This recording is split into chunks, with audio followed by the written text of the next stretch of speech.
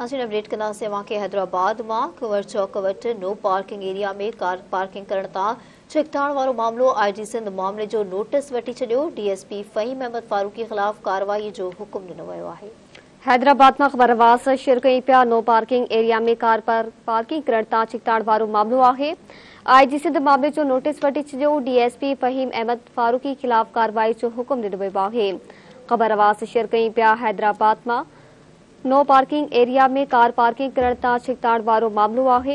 IG Sindh मामले जो notice वठी छॾियो। DSP फ़हीम अहमद फारूकी ख़िलाफ़ कार्रवाई जो हुक्म ॾिनो वियो।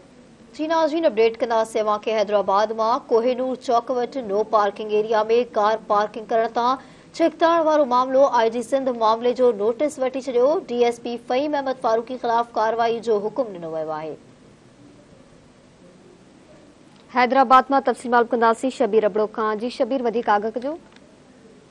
जी बिल्कुल हैदराबाद के कोहिनूर चौक वट 2 ॾींहं अॻु नो पार्किंग एरिया में कार पार्किंग करण तां DSP anti vehicle lifting cell Karachi Faheem Ahmed Farooqui ऐं SO सिटी नईम राजपूत में छिकताण वारे मामले जूं मीडिया ते ख़बरूं नशर थियण बाद IG सिंध पुलिस मामले जो नोटिस वठी छॾियो आहे।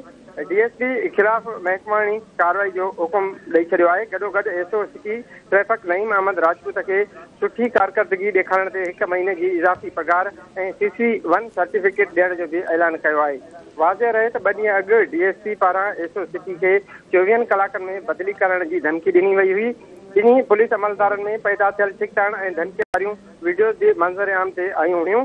कराची में मुक़रर DSP पंहिंजी कार नो पार्किंग वारे हंधि बीहारी त ट्रैफिक एहलकारनि गाॾी जा कारा शीशा ॾिसी ऐं नो पार्किंग में बीठल हुअण सबबि गाॾी खणण लाइ कार लेफ्ट घुराए वरिती।